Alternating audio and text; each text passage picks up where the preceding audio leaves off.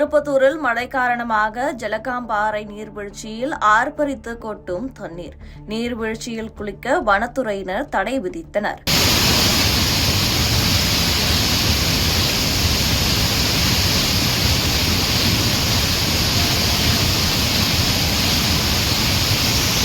திருப்பத்தூர் மாவட்டம் திருப்பத்தூர் ஒன்றியத்திற்கு உட்பட்ட பெருமாம்பட்டு ஊராட்சியில் ஏலகிரி மலை தென்திசை அடிவாரத்தில் அமைந்துள்ளது. புகழ்வாய்ந்த ஜலகாம்பாறை நீர்வீழ்ச்சி உள்ளது.